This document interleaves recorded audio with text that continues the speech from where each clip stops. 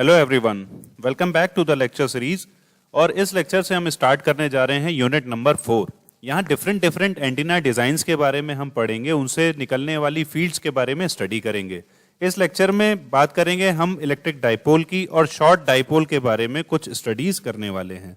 इस यूनिट का जो स्ट्रक्चर है वो कुछ इस तरीके से है कि स्टार्टिंग में इलेक्ट्रिक डाइपोल्स के बारे में बताया गया, फिर शॉर्ट इलेक्ट्रिक डाइपोल जो कि एक एंटीना की तरह किस तरह हम इस्तेमाल करते हैं वो कंसेप्ट क्लियर करा गया, और साथ में thin linear antenna, Yagi Uda, long wire and folded dipole antennas इस यूनिट के अंदर आने वाले हैं। अभी फिलहाल हम शॉर्ट इलेक्ट्रिक डाइपोल के बारे में पढ़ेंगे, इलेक्ट्रिक डाइपोल्स के बारे में पढ़ेंगे, और अगले लेक्चर्स में बाकी आने वाले टॉपिक्स पढ़ने वाले हैं। स्टार्ट करने से पहले कुछ बेसिक चीजों का याद रखिए। आपको याद होगा कूलाम्स लॉ के बारे में, जहां दो इलेक्ट्रिक चार्जेस के बारे में बताया गया, 2 पॉइंट चार्जेस के बारे में मैंने आपको थ्योरी बताई थी कि एक अगर माइनस क्यू और एक प्लस क्यू, अगर दो चार्जेस एक दूसरे से दूर रखे हुए हैं तो उनके बीच में कुछ ना कुछ फोर्सेस उत्पन्न होती हैं। अब ये कहीं पर अगर रखे हुए हैं तो इनकी वजह से कुछ पोटेंशियल भी चारों तरफ होने लगता है, जिसके वजह से अगर ये पास में हो तो कोई इलेक्ट्रिक फील्ड नहीं होगी, मगर अगर ये दूर एक डिस्टेंस पे तो इनकी वजह से कुछ ना कुछ फील्ड्स यहाँ पर मौजूद होगी। ये सारी बातें आप अच्छे से समझ चुके होंगे पिछले लेक्चर्स, और साथ में इलेक्ट्रोमैग्नेटिक फील्ड्स के बारे में जानकारी जैसे ली। तो अब बात करते हैं शॉर्ट पोल की या इलेक्ट्रिक डाइपोल की। Dipole which is consisted of 2 charges, one is negative and one is the positive. 2 charges यहाँ पर लिए जिनको 2 पोटेंशियल या मैंने 2 पॉइंट चार्जेस का नाम दिया। दोनों के बीच में इलेक्ट्रिक फील्ड्स या कहें इलेक्ट्रिक फ्लक्स फाई होगा, और अगर जहां फाई होगा वहां पर आई भी फ्लो कर रहा होगा और आई फ्लो कर रहा होगा तो वहां पर एच भी प्रोड्यूस होगा। तो इलेक्ट्रोमैग्नेटिक फील्ड्स वहां पर दोनों ही होंगी, और as per the concept of the antenna जो हमने लास्ट यूनिट में पढ़ा कि वो रेडिएट करेंगी। तो एंटीना का स्ट्रक्चर जानने के लिए ही हम इलेक्ट्रिक डाइपोल यहां पर पढ़ रहे हैं। अब एक कंडक्टर की बात करें। एक कंडक्टर के अंदर ढेर सारे चार्जेस होंगे, बहुत सारे प्लस और बहुत सारे माइनस। इसका मतलब वहां पर ढेर सारे डाइपोल्स बनेंगे। तो इसीलिए इस यूनिट की जो शुरुआत की गई कि पहले एक छोटे डाइपोल के बारे में हम स्टडी करेंगे, और उसको फिर एक शॉर्ट डाइपोल के बारे में बात करेंगे, और फाइनली उसको थिन लीनियर एंटीना की तरफ इस यूनिट में आगे बढ़ेंगे। तो ये है कुछ थ्योरी आगे बढ़ने के लिए। अब इलेक्ट्रिक डाइपोल की बात करें, जैसा कि मैंने बताया कि डाइपोल के अंदर 2 charges, equal and opposite charges होते हैं, और एक सेपरेशन पर रखे होते हैं। जिस डिस्टेंस को लेट हम अगर एल कहें तो उसके अंदर एक डाइपोल मूवमेंट क्रिएट होता है, जिसको हम इलेक्ट्रिक डाइपोल मूवमेंट कहते हैं, और क्यू डॉट एल से इसको डिनोट करते हैं। एल दोनों के बीच का डिस्टेंस और क्यू उस चार्जेस की वैल्यूज। और अगर हमें इलेक्ट्रिक फील्ड जाननी हो तो हम पोटेंशियल के अकॉर्डिंगली ये भी निकाल सकते हैं। इलेक्ट्रिक पोटेंशियल के अंदर मैंने बताया था कि electric fields can be calculated by using the gradient of the potential and it will be negative. So del V which will give the electric field around that potential and that produces because of the point charges. तो ये थी concept इस electric dipole के बारे में। Diagrammatically अगर हम इसको पढ़ें तो देखें, ये मेरा प्लस चार्ज है, ये मेरा माइनस चार्ज है। जो सारी बातें मैंने बताई यहाँ पर क्लियर हो जाएंगी। इन दोनों के बीच में फ्लक्स होगा जो पॉजिटिव से लेकर नेगेटिव साइड के तरफ जा रहा होगा, और साथ ही साथ एक मैग्नेटिक फील्ड भी इसको बाउंड कर रही होगी। नेगेटिव है तो यहाँ आने वाली डायरेक्शन है, और पॉजिटिव है तो यहाँ जाने वाली डायरेक्शन दिखाई गई है। साथ में आप ये देखें कि ये इधर जो डायग्राम दिखाया गया ये कुछ ऐसा ही नहीं है जिस तरह से हमने एक लाइन चार्ज के करस्पॉन्डिंगली एक पर्टिकुलर पॉइंट पर हमने इलेक्ट्रिक फील्ड इंटेंसिटी निकाली हो। तो यहाँ पर भी कुछ ऐसा ही है जिसको हम पढ़ने वाले हैं, चाहे हम थिन लीनियर एंटीना की बात करें चाहे हम शॉर्ट एंटीना की बात करें। तो यहाँ पर कुछ कंसेप्ट इसी तरीके से है, plus Q minus Q centre पे, क्योंकि यहाँ पर सारी फील्ड्स आपस में कोइंसाइड करेंगी, इस वजह से यहाँ जीरो पोटेंशियल कहलाएगा। मगर किसी एक पर्टिकुलर पॉइंट या डिस्टेंस कहे यहाँ से R1, यहाँ से R2 या सेंटर से R, यहाँ पर हम इलेक्ट्रिक फील्ड को निकालने वाले हैं, और वही इलेक्ट्रिक और मैग्नेटिक फील्ड बताती हैं कि रेडिएशन की उस पर्टिकुलर डाइपोल से इंटेंसिटी क्या होगी एक दूर डिस्टेंस पे, and that is the philosophy of an antenna. Fine, so this is the structure of a dipole and this is the equivalent geometry जिसके करस्पॉन्डिंगली हम फील्ड्स को जानते हैं। कैसे? Let V equals to V1 plus V2। एक particular point peak पे 2 potential लग रहे होंगे, एक प्लस क्यू की वजह से, एक माइनस क्यू की वजह से। V की वैल्यू हम निकालना जानते हैं जो है Q upon 4 pi epsilon R। R1 यहाँ पर ले लिया, यहाँ R2 आपने ले लिया। इस डायग्राम के करस्पॉन्डिंगली R1 और R2 की वैल्यूज आप क्रिएट कर सकते हो अगर ये हम एंगल को माने थीटा। तो यहां R1 की value R minus L by 2 cos theta, जहां पर L है वो लेंथ ऑफ द डाइपोल माना गया है। R equals to R plus L by 2 cos theta. अब ये दोनों वैल्यूज आप इसमें अंदर रखेंगे तो R स्क्वायर की टर्म एक यहां पर आएगी। मैंने यहां पर डायरेक्टली लिख लिया है सो दैट आप इसको बहुत आसानी से याद रखें। सिंपल आप देखें V होता है Q upon 4 pi epsilon R, बस यहां पर है Q L cos theta 4 pi epsilon R square. तो इसको याद रखने का तरीका भी बड़ा ही आसान है।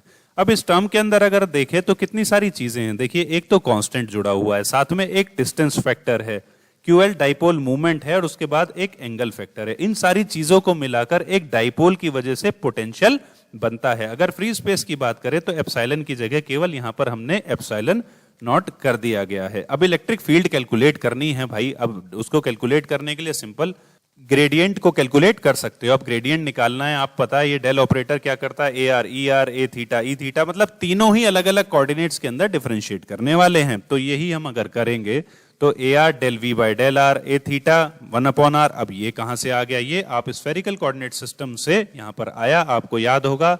नॉर्मल यहां पहले में कुछ नहीं आएगा, दूसरे में R और यहां 1 अपॉन R साइन थीटा। आप एक बार स्फेरिकल वाला जरूर देखिएगा तो ये चीजें याद आ जाएंगी। तो ये एक्चुअल वैल्यू आपने रख दी, बस यहां साइन क्या है माइनस होते चले गए क्योंकि यहां माइनस डेल V की बात कर रहे हैं। अब इसके करस्पॉन्डिंगली अगर हम del by del R V निकालें पिछले वाले फॉर्मूले से तो हमारा ER निकल कर आ जाएगा, E थीटा निकल कर आ जाएगा और साथ में E फाई, क्योंकि आप लास्ट वाले V के टर्म में देखें यहां पर फाई का कोई वैल्यू नहीं है, जिस वजह से ये E फाई 0 आ गया। यह सिंपल बात माने कि एक पर्टिकुलर डिस्टेंस पर अगर मैं यहां देखूं तो पोटेंशियल क्या है, वही कांस्टेंट होगा ना। तो इस वजह से यहां पर एक सर्कुलर एरिया के अंदर वो कांस्टेंट है, दैट्स वाई उसका डिफरेंशियल भी 0 हो गया। तो दोनों तरीके से आप इन बातों को समझ सकते हो। इलेक्ट्रिक डाइपोल अलग अलग तरीके से बनाया गया, हेलिकल स्ट्रक्चर में, हॉर्न एंटीना में या बिग रिफ्लेक्टर्स के फॉर्म में। इस डाइपोल मूवमेंट का जो प्रॉपर फिनोमिना है इसको यूटिलाइज किया गया, डिफरेंट टाइप के डाइपोल्स क्रिएट करे गए, जिसके अंदर हर्ट्जियन डाइपोल्स अगले लेक्चर में हम पढ़ेंगे। आइसोट्रोपिक रेडिएटर्स आप इसके बारे में जानते हैं, और सारे के सारे इस यूनिट के अंदर short dipole, thin, long wire, folded Yagi, ये सारे हम पढ़ने वाले हैं। तो ये था कंसेप्ट, एक इलेक्ट्रिक डाइपोल किस तरीके से रेडिएट करता है, क्या इलेक्ट्रिक फील्ड है वो भी हमने निकाली, और इस तरीके से हम निकाल सकते हैं HB। आप जानते हैं impedance factor Neeta which is the ratio of E:H, तो आप इस तरह से निकालें या फिर I के फॉर्म में, मतलब करंट के फॉर्म में इसको कैलकुलेट भी कर सकते हैं, आगे हम करने वाले हैं। यहां तक के लिए इतना ही जरूरी था। बढ़ते हैं इलेक्ट्रिक शॉर्ट डाइपोल। अब शॉर्ट डाइपोल की बात करें, यहां शुरुआती कुछ इस तरीके से करते हैं कि भाई शॉर्ट डाइपोल इसलिए कहा गया कि ये हमने केवल थ्योरी पढ़ी एक सिंगल डाइपोल की, मगर एक कंडक्टर की बात करें तो वहां पर क्या है कि ढेर सारे डाइपोल्स बनते हैं, जैसा कि मैंने स्टार्टिंग में आपको बताया। बट यहां पर क्या है, एक कंडक्टर है, अब उसको हम एक डाइपोल किस तरीके से कंसिस्ट करते हैं। हम मानते हैं कि वो सारे अलाइन हो जाएंगे, सारे प्लस एक जगह इकट्ठा होंगे, सारे माइनस एक जगह इकट्ठा होंगे, और छोटे छोटे जो डाइपोल यहां पर क्रिएट होंगे उनकी वजह से एक कांस्टेंट करंट का फ्लो होगा। ध्यान रखिए, कांस्टेंट करंट का फ्लो होगा। A short linear conductor is so short that current जो है वहां पर वो क्या है, कांस्टेंट हो जाएगा उसकी लेंथ के अक्रॉस, मतलब Q और माइनस Q के बीच में जो लेंथ है, एक करंट जो होगा वो यूनिफॉर्म होगा और कांस्टेंट होगा। ऐसे डाइपोल को हम शॉर्ट डाइपोल बोलते हैं, हर्ट्जियन डाइपोल बोलते हैं। इतना छोटा है कि हम उसे मान सकते हैं कि वो केवल दो चार्जेस से ही बना हुआ है, तो करंट भी कांस्टेंट हो गया। सो this is an assumption. So a short isolated conductor जो हम माने produces a uniform alternating current, तो ये हम अजम्पशन है और इसी को ही हम शॉर्ट डाइपोल बोलते हैं। अगर डायग्राम के अकॉर्डिंगली देखें तो कुछ इस तरीके से लिखा जाता है। नॉर्मली ये जनरेटर था, आपको याद होगा जब मैं प्रिंसिपल समझा रहा था एंटीना का, और ये हमारा वेव गाइड के थ्रू कंडक्टर जुड़ा हुआ है, लाइन एंटीना जुड़ा हुआ है। इसको हम कुछ इस तरीके से इक्विवेलेंट डायग्राम में शो कर सकते हैं कि ये जो पर्टिकुलर चार्जेस हैं ये L से सेपरेटेड हैं, एक कांस्टेंट करंट का यहां पर फ्लो होता है। अब डाइपोल और शॉर्ट डाइपोल में there is no confusion is that कि वो इतना छोटा है कि हम अज्यूम कर रहे हैं कि केवल दो ही चार्जेस है, बट ऐसा होता नहीं है। बट वहां इतनी पास पास हैं जिसकी वजह से एक करंट यूनिफॉर्मली प्रोड्यूस हो रहा है। That's why we consider it as a short dipole or simple a dipole. So here current can be calculated by dq by dt अगर चार्ज की वैल्यू हमें गिवन है, बट क्योंकि ये बहुत शॉर्ट है तो करंट एलिमेंट क्या कहलाएगा, IDL. आपको याद होगा लाइन चार्ज, करंट, वो सारी बातें, तो उसके अकॉर्डिंगली यहाँ IDL ये कहलाएगा. Normally Im sin omega T ये होता है. अब अगर हम IDL के करस्पॉन्डिंगली देखें तो या तो हम साइन वाली टर्म को जस्टिफाई करें या फिर Im वाली टर्म को. तो दोनों ही केस में अगर देखें तो I नॉट DL कॉस, तो यहाँ पर साइन का कॉस कर दिया और यहाँ DL कर दिया, और यहाँ पर क्या है Im DI sine omega T, मतलब यहां पर एक छोटा I का टर्म ले आए हैं. तो किसी भी तरीके से इसको हम शो कर सकते हैं. सिंपल बात में अगर लिखें तो I not DL cos omega T, मतलब ये वाली टर्म से जनरली लिखा जाता है एक्सप्रेशंस के अंदर. अब कुछ महत्वपूर्ण बातें जो याद रखनी है वो ये कि ऑसिलेटिंग करंट जो रिजल्ट होगा वो वोल्टेज प्रोड्यूस करेगा एंड वाइस वर्सा, मतलब करंट वोल्टेज को प्रोड्यूस करेगा और वोल्टेज करंट को प्रोड्यूस करेगा.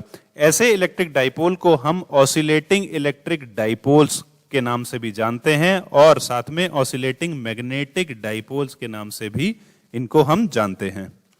और साथ ही साथ बहुत बेसिक सा प्रिंसिपल कि अगर वहां मैग्नेटिक फील्ड है तो इलेक्ट्रिक फील्ड होगी, एंड इलेक्ट्रिक फील्ड है तो उसको सराउंड करने वाली मैग्नेटिक फील्ड जरूर होगी. तो ये सारी बातें आपस में अगर ध्यान रखें तो कुछ इस तरीके का स्ट्रक्चर बनता है कि ये हमारा डाइपोल, शॉर्ट डाइपोल हमने बात की है. यहाँ कंपेयर कर रहे हैं हम डाइपोल से ही सिमिलरली, तो वही लगभग डायग्राम है. तो ये E की डायरेक्शन को दिखाया गया है एक डाइपोल के अंदर, और ये H की डायरेक्शन को, दोनों को आप मर्ज करें तो यहाँ E और H दोनों एक दूसरे से सराउंड करते हैं और साथ ही साथ ये रेडिएट करते हैं. ये प्रिंसिपल को अपने पिछले लेक्चर में पढ़ा था, पिछले यूनिट में हमने इसको.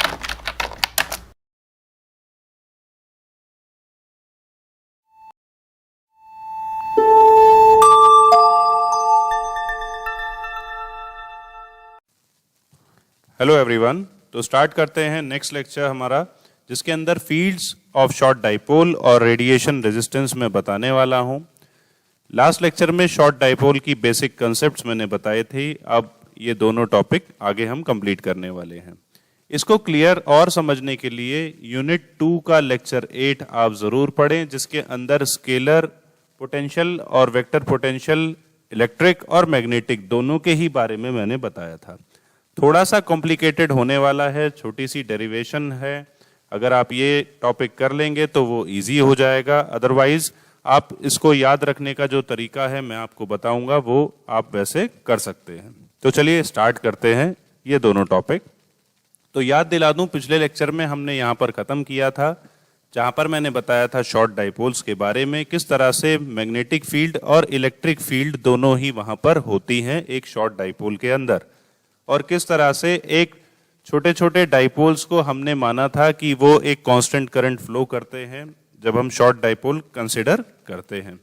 तो अब एक short dipole antenna 3D coordinate system, आप इस फिगर को अच्छे से पहचान गए होंगे. स्फेरिकल कोऑर्डिनेट सिस्टम से बार बार हम उसकी ही बात करते आए हैं, क्योंकि रेडिएशंस हमारे ओमनी डायरेक्शन में फ्लो करते हैं, तो हमें ये इसी टाइप के कोऑर्डिनेट सिस्टम को ही लेना है. तो यहाँ R डिस्टेंस पर एक पॉइंट P हमने अज्यूम किया जो हमारे एंटीना से R डिस्टेंस की दूरी पर है, और कोऑर्डिनेट्स हमने लिए R थीटा फाई, और Z एक्सिस के करस्पॉन्डिंगली हमारा एंटीना प्लेस्ड है, एक शॉर्ट डाइपोल एंटीना प्लेस्ड है. अब हमें पता लगाना है कि इस पॉइंट P पर क्या इलेक्ट्रिक और मैग्नेटिक फील्ड है. तो हम E निकाल लें और फिर H, जिस तरह से हमने बाउंड्री कंडीशन में किया था ठीक वैसा ही हम यहाँ पर भी करने जा रहे हैं. कुछ स्टेप्स यहाँ पर आप याद रख सकते हैं, कुछ फॉर्मूलेज आप याद रख सकते हैं. अब एक इंपॉर्टेंट पैरामीटर यहाँ सामने आता है, वो है रिटार्डेशन इफेक्ट.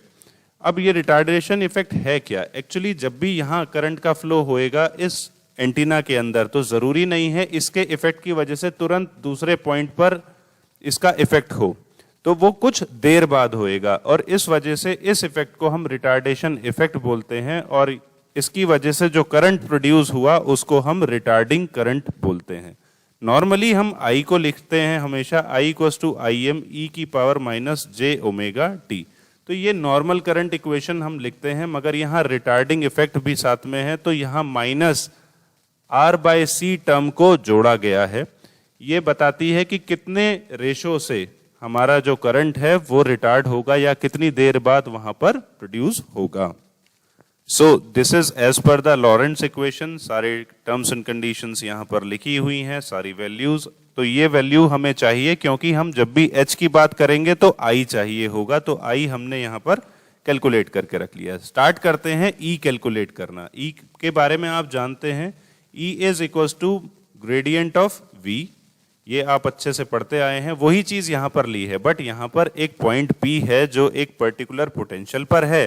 तो ओवरऑल ई जो होगा उस पॉइंट पी पर, that will be equal to minus gradient of V and del A by del t, where A is the vector potential at point P. तो दोनों ही पोटेंशियल को यहां पर ऐड कर लिया, दोनों ही नेगेटिव मतलब आउटवर्ड्स ई के अपोजिशन में है, तो इसलिए यहां पर दोनों माइनस साइन लिए गए हैं। अब H की भी बात आप जानते हो, जो आप वेक्टर पोटेंशियल से चेक कर सकते हो, B equals to del cross A, ये हमारी इक्वेशन होती है। यहाँ पर केवल B और H के रिलेशन को लिखा गया, H को हमने 1/μ0 डेल क्रॉस A लिखा गया। अब इसको कैलकुलेट करते हैं। अब यहाँ V को नहीं लेकर यहाँ ले लिया रिटार्डिंग पोटेंशियल, क्योंकि यहाँ रिटार्डिंग एक पॉइंट P पर ले रहे हैं और वो कुछ देर बाद जाएगी, इसलिए हम डायरेक्ट V नहीं ले सकते। और ये जो ब्रैकेट्स लगाया है, इस ब्रैकेट का मतलब ही है एक्चुअली कि यहाँ रिटार्डिंग पोटेंशियल, या फिर हम करंट की बात करें तो ये ब्रैकेट का मतलब है रिटार्डिंग करंट। तो ये कुछ बेसिक सी चीजें आप ध्यान रखें। अब यहाँ पर del V j omega A इसको चेंज कर दिया, क्योंकि ये चीज हमारी जे ओमेगा के इक्वल होती है। एक्चुअली जो इमेजिनरी पार्ट है वो उसके रेट ऑफ चेंज को बताता है। तो यहाँ पर इस चीज को हमने कैलकुलेट कर लिया। इसी तरह से H के अंदर भी हमने ये वैल्यू रखी।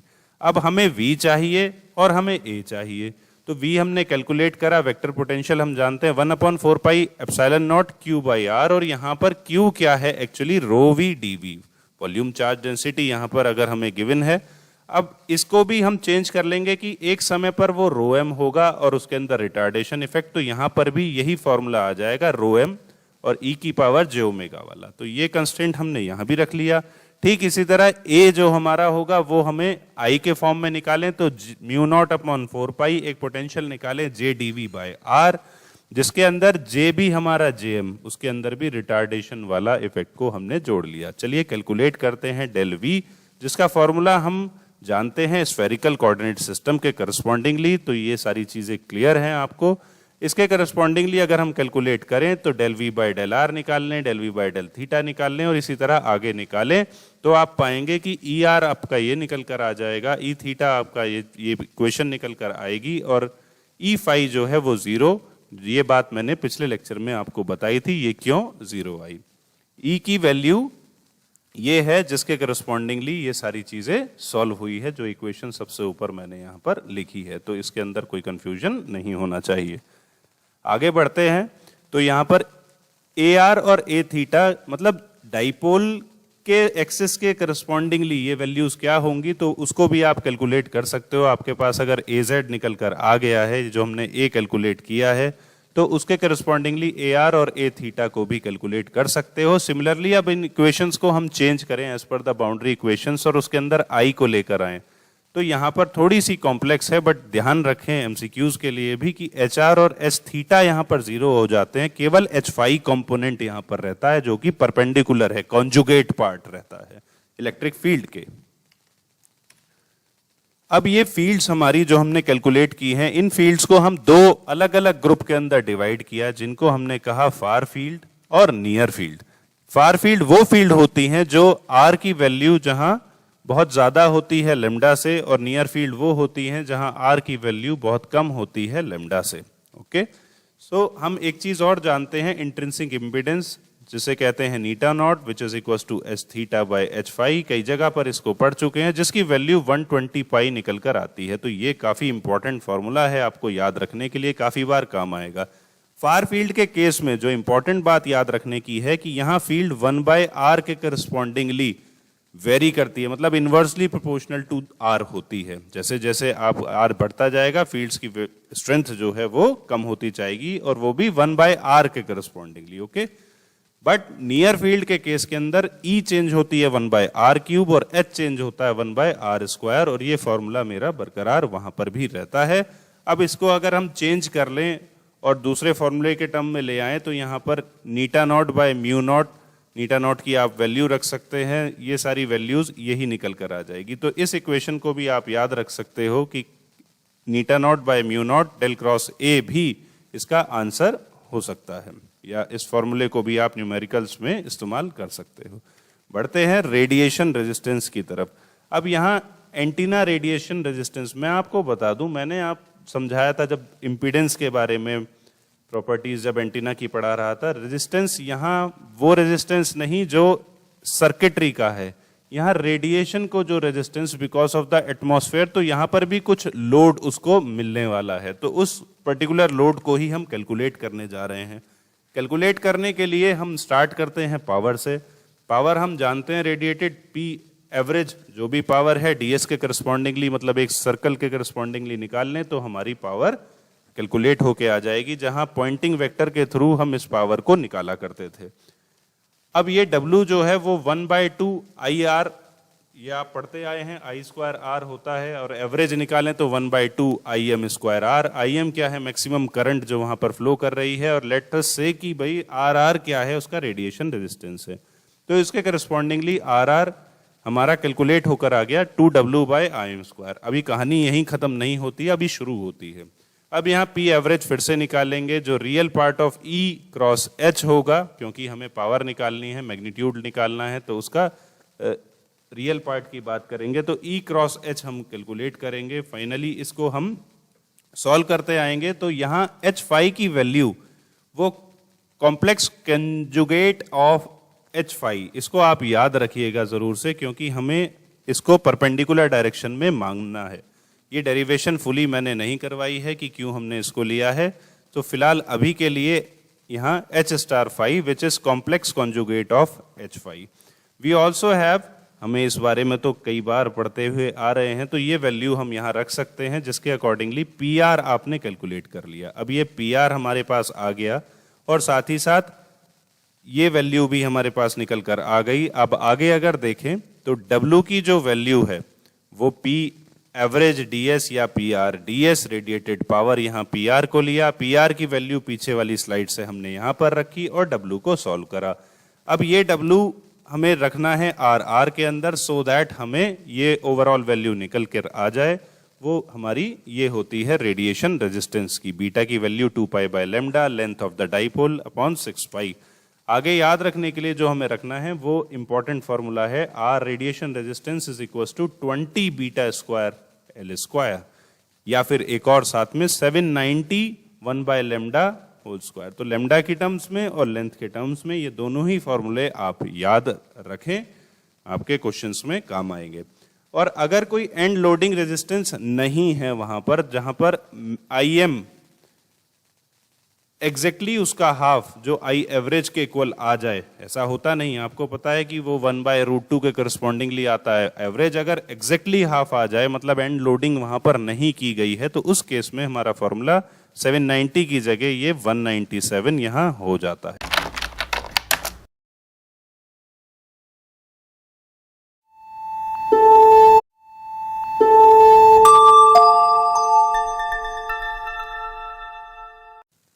हेलो एवरीवन, तो स्टार्ट करते हैं अपना एक और लेक्चर, जिसके अंदर हम थिन लीनियर एंटीना के बारे में पढ़ रहे हैं, और हमारे बचे हुए टॉपिक जो इसके हैं वो आगे हम पढ़ने वाले हैं। Horizontal antennas above plane ground and vertical antennas above plane ground. तो स्टार्ट करने से पहले एक छोटी सी स्टोरी देख लेते हैं जो कंसेप्ट को क्लियर करेगी। ये actually topic above plane ground, हम किसकी बात कर रहे हैं। अभी तक हमने एंटीना को अज्यूम किया in free space, fine, but अब ये अर्थ सरफेस के ऊपर इस पे क्या इफेक्ट होगा, ये सारी चीजें हम जानना चाहते हैं। तो कोई भी हमारा लीनियर एंटीना जो हमने अभी पढ़ा, उसको एक अर्थ सरफेस के एक पर्टिकुलर डिस्टेंस पर हम रखें, उसको हम हॉरिजॉन्टली कैप्ट करें उसको, या हम वर्टिकली कैप्ट करें, तो उसके रेडिएशन पैटर्न पर क्या इफेक्ट पड़ेगा, उसकी E और H क्या निकल कर आएगी, उसके R और Z इनपुट इंपिडेंस और रिएक्टेंस पर क्या इफेक्ट्स पड़ने वाले हैं। तो ये सारी चीज हम जानने वाले हैं। अब इस थ्योरी को यहाँ पर खत्म करते हैं। हमने अज्यूम अब तक किया था कि एरे एंटीना, लीनियर एंटीना जो एक रिमोट डिस्टेंस पर हैं, बहुत दूर डिस्टेंस पर हैं ग्राउंड से, तो हम अज्यूम करते हैं कि वो फ्री स्पेस में रखे गए हैं। बट हम जानते हैं कि अर्थ सरफेस और अ ग्राउंड एक रिफ्लेक्टिंग सरफेस है, तो इसकी वजह से कुछ ना कुछ इफेक्ट होने वाले हैं। एक और चीज अज्यूम की है जो क्वेश्चंस में काम आएगी, वो ये कि अगर एंटीना लोकेट है 5 लैम्डा अबव द ग्राउंड, तो कंसिडर हम करते हैं फ्री स्पेस, कंसिडर करते हैं, बट एक्चुअल ये पॉइंट नहीं है। So because of that the impedances relation also very depending position on ground. So साथ ही साथ हमारी रेडिएशन पैटर्न भी चेंजेस होते हैं, तो बढ़ते हैं horizontal antenna above plane ground. So यहां कंसीडर किया एक horizontal antenna above plane ground जिसकी हाइट h पर हमने उसको रखा, एंटीना की लेंथ λ/2 यहां पर हमने ली। अब इसका एक रिफ्लेक्शन जो ग्राउंड के जस्ट नीचे दिखाई देगा, हम इसको अज्यूम करते हैं एक इमेज मेथड के करस्पॉन्डिंगली, वो भी h डिस्टेंस नीचे है, क्योंकि पैटर्न्स हम उसी के करस्पॉन्डिंग नहीं निकालेंगे। आगे बढ़ेंगे इस स्लाइड में और जानेंगे ये हमने रिफ्लेक्शन क्यों लिया। एक पर्टिकुलर P पॉइंट पर जहां r थीटा फाई, यहां रिजल्टेंट इलेक्ट्रोमैग्नेटिक फील्ड्स निकालेंगे जो डायरेक्ट इसकी वजह से पहुंच रही है और रिफ्लेक्शन की वजह से पहुंच रही है, तो ये हमें अज्यूम करना है। साथ ही साथ ये अज्यूम करा कि हमारा अर्थ जो है एक परफेक्टली कंडक्टिंग सरफेस है, और आपको जानते होंगे कि कंडक्टिंग सरफेस के अंदर tangential component of E is 0। तो ये सारे कंसेप्ट हम माइंड में लेकर चलते हैं। सारी वही बातें कि tangential component along the surface of the ground must vanishes each other, वहां पर नहीं होता बिकॉज हम कंडक्टिंग सरफेस ट्रीट कर रहे हैं। और साथ ही साथ बाउंड्री कंडीशन को सेटिस्फाई करने के लिए जब ये रे हमारी इलेक्ट्रोमैग्नेटिक रेडिएशन रिफ्लेक्ट करके आएगी, तो इसका फेज रिवर्सल हो जाएगा बाय पाई रेडियंस। सो इसके रिफ्लेक्शन की वजह से करंट जो होगा वो तो सेम होगा दोनों तरफ से, रिफ्लेक्शन की वजह से भी और जो डायरेक्ट रेडिएशन पड़ रही है उसकी वजह से भी, बट उनका फेजेस अलग अलग होंगे। इस डायग्राम से इस सारी चीजों को जानते हैं। एक पर्टिकुलर पॉइंट एंटीना का हमने लिया, उससे डायरेक्ट रेडिएशन एक पर्टिकुलर पॉइंट पर आती है, और इसी की वजह से यहाँ पर रिफ्लेक्शन हुआ, और रिफ्लेक्शन की वजह से रिफ्लेक्टेड वेव्स भी वहां पर पहुंचती है। और जैसा कि मैंने बताया कि आई, ये भी इसकी वजह से जो आई जनरेट हुआ एक्चुअली वो सेम होगा, बट अपोजिट फेज के अंदर होगा। ये बातें हमें ध्यान रखनी है। अब रिफ्लेक्शन वाली जो बात मैं कह रहा था कि हम जानेंगे, वो यहां से चेक कर सकते हैं कि एक्चुअली इसको एक मिरर पॉइंट माना गया, क्योंकि यहां से ये रेडिएशन है। तो ये हम अज्यूम कर सकते हैं, जबकि हम पावर P ही केवल अप्लाई कर रहे हैं, बट एट द आउटपुट हमें 2 पावर्स मिल रही हैं, और कहीं पर अगर लॉस नहीं हो रहे हैं तो total power will be 2P, वो प्रोवाइड होगी एंटीना एरे के करस्पॉन्डिंगली। मतलब अब एक केवल एंटीना नहीं रह गया, ये एंटीना एरे बन गया, यहां 2 एंटीना हो गए। तो यही वजह थी कि हमने केवल अभी तक डाइपोल पढ़ा, डाइपोल के बाद हमने शॉर्ट डाइपोल के बारे में बात करी, शॉर्ट डाइपोल के बारे में आपने एरे के बारे में बात करी, और यहां भी एक एरे कंट्रीब्यूट हो जाता है, जिसके करस्पॉन्डिंगली अब हम सारी वैल्यूज को कैलकुलेट करेंगे। जैसे driving point impedance, normally V voltage जो है I1 Z1, बट यहां पर I2 Z2M जुड़ जाता है, जो कि म्यूचुअल इंपीडेंस रिफ्लेक्टेड सरफेस की वजह से यहां पर जुड़ गई। और साथ में हम ये भी जानते हैं कि I2 क्या है, माइनस ऑफ I1, क्योंकि फेज रिवर्सल यहां पर है। अब ये सारी वैल्यूज हम रखेंगे तो Z1 की वैल्यू को कैलकुलेट कर सकते हैं, जो कि होगी Z11 माइनस ZM। तो ये वैल्यूज हम क्रिएट कर सकते हैं। Z11 सेल्फ इंपीडेंस हमने कैलकुलेट की, ZM हमने म्यूचुअल इंपीडेंस कैलकुलेट करी, तो ओवरऑल यहाँ पर इनपुट इंपीडेंस Z1 हमने कैलकुलेट कर ली। अगर हम रिएक्टिव कंपोनेंट नहीं मानते हैं तो ड्राइविंग पॉइंट रेजिस्टेंस, ये था ड्राइविंग पॉइंट इंपीडेंस। अब रेजिस्टेंस की बात करते हैं तो यहाँ पर Z की जगह केवल हमने R रख दिया है। अब ये फॉर्मूला हमने कैलकुलेट किया फील्ड इंटेंसिटी गेन बेसिकली, तो HWAG which is half wave antenna above ground, जो कि हमारा एक एरे हो गया, और हमने half wave antenna in free space को कंसीडर किया। तो ये फॉर्मूला कैलकुलेट होकर आया, जो हमने पिछली स्लाइड्स में भी हमने कैलकुलेट किया था। ये आपको केवल याद रखना है, इसकी डेरिवेशन आपने नहीं करनी है। तो कुछ ऐसी चीजें आपको ध्यान में रखनी है, और इन फॉर्मूलाज को माइंड में रखे रिलेशंस कैलकुलेट कर सकते हैं। और उस वजह से कुछ पैटर्न्स जो हमारे निकल कर आते हैं वो ये पैटर्न है। At h equals to lambda by 10 अगर होगा, लेमडा बाई 4 अगर होगा, लेमडा बाई 2 या फिर h इक्वल्स टू लेमडा होगा, तो ये रेडिएशन पैटर्न बनेंगे, क्योंकि ये सारी इक्वेशंस हम कैलकुलेट कर चुके हैं। इसके करस्पॉन्डिंगली जो इलेक्ट्रिक फील्ड या मैग्नेटिक फील्ड्स जो होंगे, ईएम फील्ड्स हमारे कुछ इस तरीके के पैटर्न में होंगे। मगर ध्यान दें, ये जो केवल रेड वाला पोर्शन है यहाँ पर ये बताया गया है, ये पर्टिकुलर पोर्शन ही रेडिएशन पैटर्न है। जो यहाँ पर दूसरा ब्लू लाइन से मैं यहाँ दिखा रहा हूँ वो केवल कंपास के लिए कि किस पर्टिकुलर एंगल पर मेजर लोब होंगे। तो जैसे यहाँ h equals to lambda by 2 पे 30 डिग्रीज पर एक मेजर लोब होगा और इसके अपोजिट यहाँ पर एक मेजर लोब होगा। अगर h इक्वल्स टू लेमडा हो जाएगा तो 4 मेन लोब्स यहाँ पर क्रिएट होंगे। तो ये इक्वेशन हम कैलकुलेट कर सकते हैं। नोट करें, जो सर्कुलर पैटर्न यहाँ पर मैं दिखा रहा हूं ये वो पैटर्न होगा केवल जब टेस्ट एंटीना और रेफरेंस एंटीना को सेम पावर दी गई है और लॉस रेजिस्टेंस वहां पर अज्यूम नहीं कर रहे हैं, वो 0 है। तो बढ़ते हैं अब इसी तरह से vertical antenna above the plane ground consider करते हैं। एक एंटीना फिर से जिसकी लेंथ L है, अबव प्लेन ग्राउंड हॉरिजॉन्टल रखा था पिछली बार, इस बार वो वर्टिकली केप्ट किया हुआ है हमने। इस प्रॉब्लम को रिड्यूस करेंगे कुछ इस तरीके से, उसको हम डायग्राम्स के करस्पॉन्डिंगली जानते हैं। अगर हम इसको ऐसा समझते हैं कि वर्टिकुलर एंटीना एक लीनियर एंटीना कुछ इस तरीके से रखता है, यहाँ पर इनपुट है, उसके बाद ये अर्थ और उसके बाद फिर एक एंटीना इसकी रिफ्लेक्शन सरफेस, इस तरीके से रखते तो काफी कॉम्प्लिकेटेड हो जाता। हमने माना कि इस अर्थ के करस्पॉन्डिंगली वर्टिकल तो ये रखा हुआ है मगर इसको पावर सप्लाई की गई है इस पर्टिकुलर एंड से, सो दैट अब मैं मान सकता हूं एज अ रिफ्लेक्टेड कि मैंने ये पावर यहां से सप्लाई की है। अब ये कंप्लीटली एक एक्चुअल एंटीना की तरह ही बिहेव कर रहा है। तो प्रॉब्लम को हमने थोड़ा सा रिजॉल्व कर लिया। हमने जो पावर ली वो उसके एक एंड पर इनपुट कराई जनरेटर से, और अब कैलकुलेट करते हैं इस एंटीना के करस्पॉन्डिंगली ये पावर P। अब यहाँ केवल एक चेंज होगा भाई, बाकी सारी इक्वेशन सेम रहेगी जो हमने लीनियर एंटीना के केस में पढ़ी। चेंजेस क्या हो जाएगा, यहाँ एक L नहीं, यहाँ 2 L अलग अलग हो गए हैं। फाइन, तो यहाँ पर अगर हम ये 2 एंटीना ट्रीट करते तो यहाँ पर एक एंटीना यहाँ आता जिसकी लेंथ L, फिर ये आता उसकी भी लेंथ L। तो actually L/2 equals to L, ये रिलेशन हमारा यहाँ पर आ जाता है। अब इसके करस्पॉन्डिंगली अगर हम एक पर्टिकुलर एलिमेंट के करस्पॉन्डिंग P पॉइंट पर ईएम फील्ड को कैलकुलेट करते हैं तो यहां कोऑर्डिनेट बन गए हैं at distance r, theta angle एक कोऑर्डिनेट और एक एंगल अल्फा, जिसकी वैल्यू निकल कर आती है E अल्फा r। ये पर्टिकुलर वो वैल्यू है 60/r P upon r11 plus r1l। ये सारे कॉन्स्टेंट्स पिछली स्लाइड में मैंने लिखे।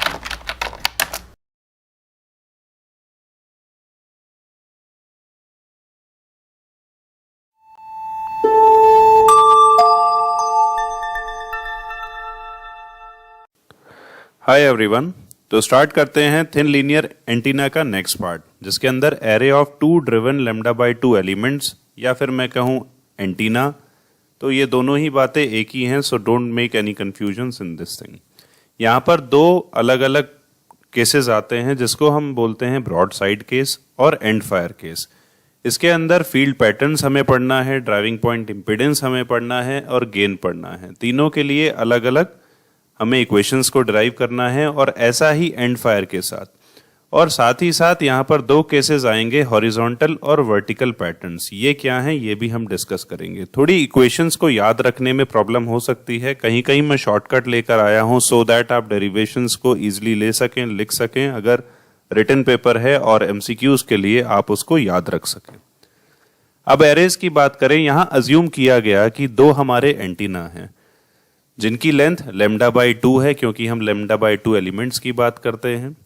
तो कुछ थ्योरीज की बात करें तो यहाँ सुपरपोजिशन से हम कैलकुलेशन करते हैं फील्ड की, और जो ये हमारे डिफरेंट लेंथ्स अगर हम लें या डिफरेंट एरेज हम अगर लें तो उनको हम अपर्चर बोलते हैं। दैट मीन्स अगर इस एंटीना की बात करें तो ये अपर्चर इंक्रीज हो गया, तो डिफरेंट अपर्चर्स कहें, different type of antenna, helical antenna, horn antennas, these are the different apertures, and a part of that this is one of its kind. तो यहाँ पर हमने 2 एंटीना लिए जिनकी लेंथ लेमडा बाई 2 हमने अज्यूम की। जिनके बीच में डिस्टेंस d है। तो एक मेरा ये एंटीना और दूसरा एंटीना जो कि थिन वायर एंटीना है। तो कंसेप्ट हम सारे वही लेंगे, एच फाई और ई थीटा की वैल्यू हम वहीं से ही ले लेंगे। यहाँ पर दो केसेस आते हैं, ब्रॉड साइड और end fire. Broadside case का मतलब है कि यहाँ करंट जो दी जाती है दोनों एलिमेंट्स के अंदर वो सेम फेज में रहती है, जबकि एंड फायर केस के अंदर हमारी करंट अपोजिट फेज या कहें आउट ऑफ फेज रहती है। तो ये तरीका हो गया याद रखने का कि एंड फायर और ब्रॉड साइड में क्या डिफरेंस है। दूसरा डिफरेंस ये है कि मेजर लोब रेडिएशंस, मतलब यहाँ पर जो रेडिएशंस है वहां मेजर लोब के अंदर ही हम अज्यूम करते हैं या मिलती है हम ये कहें, जबकि एंड फायर केस के अंदर ब्रॉड साइड कोई रेडिएशन नहीं होती। दैट मीन्स यहाँ नंबर ऑफ लोब्स हो सकते हैं, यहाँ पर कम होते हैं एंड फायर केस के करस्पॉन्डिंगली। तो अब कोऑर्डिनेट सिस्टम के करस्पॉन्डिंगली हम अज्यूम करते हैं मेरे पास दो एंटीनास हैं, एक एंटीना ये वाला और एक एंटीना ये वाला, जो जेड एक्सिस के अलोंग रखे हुए हैं। दोनों के बीच में सेपरेशन d है। सेंटर हमने यहाँ ओरिजिन को मान लिया। अब यहाँ इसको अज्यूम करना पड़ेगा, ये एक 3D फिगर है। फाइन। तो मैं यहाँ बताने वाला हूँ वर्टिकल और हॉरिजॉन्टल फील्ड की जब बात करी वो क्या चीज है एग्जैक्टली। तो यहाँ पर कुछ इस तरीके की फील्ड भी होंगी जो वर्टिकली होंगी। तो ये तो हो गया हमारा वर्टिकल करस्पॉन्डिंगली, तो और साथ ही साथ कुछ ऐसे हॉरिजॉन्टल। तो मैंने कुछ शेप्स के आप 3D पैटर्न में अज्यूम करके आप इसको समझ पाएंगे। मैंने यहाँ पर डायग्राम एक अच्छा सा बनाया है। तो यहाँ पर देखें कि ये हो गया हमारा वर्टिकल, और सिमिलरली अगर मैं ये चीज देखूं तो ये मेरे हो गए हॉरिजॉन्टल। तो ये डिफरेंट फील्ड निकालें और फील्ड को निकालकर वेक्टर एडिशन कर दें तो सुपरपोजिशन के करस्पॉन्डिंगली हमारी एग्जैक्ट फील्ड निकलकर आ जाएगी। सो दोनों ही केस के अंदर, ब्रॉड साइड कहें या एंड फायर कहें, दोनों के अंदर वर्टिकल और हॉरिजॉन्टल हम निकालने वाले हैं। तो हॉरिजॉन्टल के लिए शुरू करते हैं। मैंने जैसे बताया कि कुछ फॉर्मूलाज हमें पुराने अज्यूम करने होंगे, तो आप उसका ध्यान रखिएगा। अब जब भी हॉरिजॉन्टल की बात करें तो हॉरिजॉन्टल सरफेस में एंगल आएगा फाई का। तो ये आपको ध्यान रखना है, फाई चेंज हो रहा है यहाँ पर। फाइन। तो हॉरिजॉन्टल के केस में फाई चेंज हो रहा है। दैट मीन्स हम ये सेंटर माने, ये पोल इस तरीके से, ये जो एंगल रोटेट कर रहा है ये फाई के करस्पॉन्डिंगली, और वर्टिकल में कुछ इस तरह से वो होगा मेरा थीटा। तो जब भी हम हॉरिजॉन्टल की बात करेंगे तो हम फाई कैलकुलेट करेंगे। तो यहाँ इंस्टेंटेनियस इलेक्ट्रिक फील्ड जो हमने ली वो पिछले हमारे इक्वेशन से ले ली, जहां पर d की value 2 pi by lambda cos phi है। अब यहाँ पर मल्टीप्लिकेशन अप्लाई करें तो सिंपली यहाँ पर ट्वाइस कर दिया गया।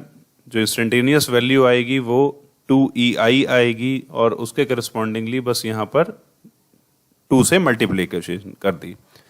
अब इस फॉर्मूले के correspondingly E equals to KI, इस फॉर्मूले से हमने यहाँ पुट किया तो यहाँ 2KI1 आ गया।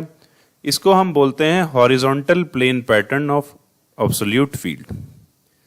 अब आप फाई की वैल्यू अगर देखें, जब 90 डिग्री होगी तब ई फाई मेरा मैक्सिमम होगा। तो ये बात हमें ध्यान रखनी है। तो मैक्सिमम रेडिएशन हमें कब मिलेगी इंटेंसिटी, जब फाई की वैल्यू 90 डिग्री होगी।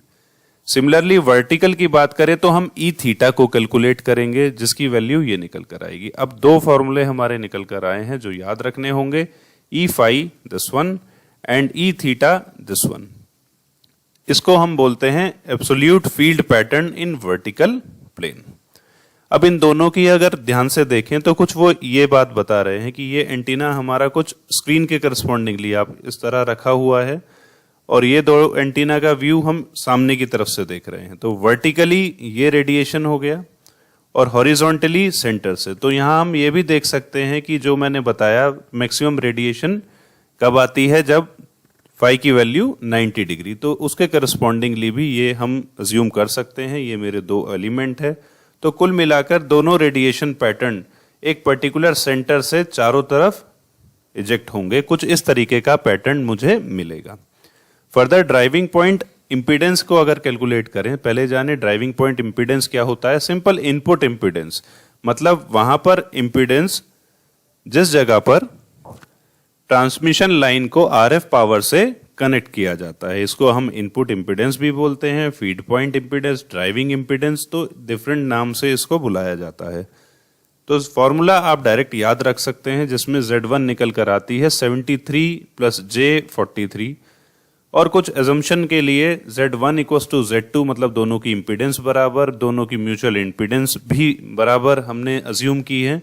उसके करस्पॉन्डिंगली अगर Z1 निकालेंगे तो R प्लस JX आपको रेजिस्टिव फैक्टर और रिएक्टिव फैक्टर दोनों यहां पर लिया, तो finally you can mark this thing as Z1 73 plus J43, आप इसको याद रख सकते हैं for half wave dipole lambda by 2 that is. For two half wave dipoles मतलब अगर हमारे दो अलग अलग हाफ वेव डाइपोल हैं उस केस में इसकी वैल्यूज क्या चेंज हो जाएगी। In that case Z1 equals to Z2 which is equals to 60 plus J14 ohm. तो ये हमारा R निकल कर आया या Z निकल कर आया केवल एक एंटीना के केस में, और जब हमारे दो वैल्यूज हो जाएंगी तो उसकी वैल्यू हमारे पास निकलकर 60 प्लस J14 ओम आएगी। Z1 की वैल्यू 600 ओम, और हर एक लाइन, जितनी भी हम लाइन यहां पर ले लें, कई सारे अगर एरे लगा लें, हर लाइन 1200 ओम देती है अपने रेडियो रिसीवर कहें या ट्रांसमीटर कहें। तो कुछ ये इंपॉर्टेंट पॉइंट है यहां पर याद रख सकते हैं कि each line serves as 1200 ohm और Z1 will serve as only single 600 ohm. तो वो पैरेलल में कनेक्टेड है, तो आप समझ सकते हैं 1/1200 प्लस 1/1200 सॉल्व करें तो 600 आ जाएगा। Next definition, gain in field intensity.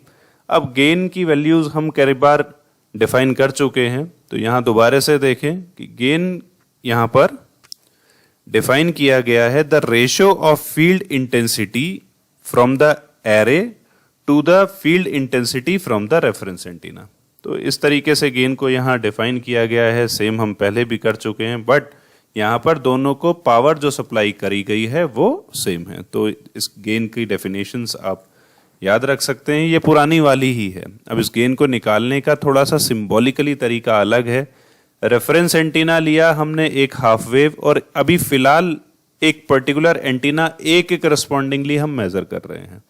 तो ओवरऑल अगर फॉर्मूला कहें तो ये वो फॉर्मूला है, इसके करस्पॉन्डिंगली हम गेन को कैलकुलेट करते हैं, ये ड्राइव किया गया। बट कुछ इंपॉर्टेंट बात याद रखने की है कि आई नॉट यहां पर क्या है, वो है टर्मिनल करंट जिसकी वैल्यू P/R, R मतलब उसका रेजिस्टेंस जो मिल रहा है एट द टर्मिनल्स। करस्पॉन्डिंगली अगर ए भी हम लैम्डा बाई 2 माने तो ये वैल्यूज निकल कर आती है 1.56 cos pi by 2 cos phi. Phi की वैल्यू 90 डिग्री हम जानते हैं वहां पर मैक्सिमम होती है, उसके करस्पॉन्डिंगली GF की वैल्यू 1.56 आती है या फिर 3.862 dBs निकल कर आती है। किस केस में? ब्रॉड साइड के केस में, जब हम लैम्डा बाय 2 के दो एरेस ले रहे हैं। सिंपल, तो ये याद आप रख सकते हैं।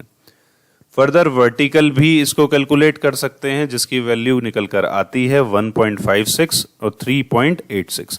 तो यहां पर एक क्वेश्चन ये भी है, दोनों वैल्यूज सेम है but both are same, one is independent of phi and another is independent of theta। Simple सी बात है कि एक phi की डायरेक्शन में हम निकाल रहे हैं जब हम बात करते हैं हॉरिजॉन्टल की, थीटा की डायरेक्शन में फील्ड को कैलकुलेट कर रहे हैं जब हम बात करते हैं वर्टिकल प्लेन्स की। बट जब कैलकुलेट होके आता है GF की वैल्यू तो उसके अंदर ना तो phi की टर्म होती है यहाँ और ना ही थीटा की टर्म होती है। तो ये चीजें बड़े ध्यान रखने वाली बात है। इफ आई से अ क्वेश्चन की डिपेंडेंसी ऑफ फाई क्या है GF के केस में, हॉरिजॉन्टल में या वर्टिकल में, तो वो आप उसका आंसर दे सकें। खत्म करते हैं इस टॉपिक को, एंड फायर केस पढ़ते हैं। एंड फायर जैसे मैंने बताया आउट ऑफ फेज करंट देते हैं। कुछ पॉइंट याद रखने के लिए, principal maximum occurs in perpendicular direction to line array. तो जो हमारा एरे है उसके परपेंडिकुलर डायरेक्शन में मैक्सिमम रेडिएशन होता है। किस केस में? ब्रॉड साइड के केस में। और एंड फायर के केस में मैक्सिमम कब होता है? Along the side. That means इस एरे की बात करें तो इसके परपेंडिकुलर रेडिएशन ज्यादा रहती है in case of broadside, और इसके अलोंग द लाइन रहती है, अलोंग द एंटीनाज रहती है in case of the end fire. तो ये कुछ बातें याद रखने के लिए ये डायग्राम भी सामने बनाया, दोनों को यहाँ पर दिखाया गया है। दो एंटीना ये अलोंग द स्क्रीन यहाँ पर आप चेक करें तो ये डायग्राम हो गया। इसके करस्पॉन्डिंगली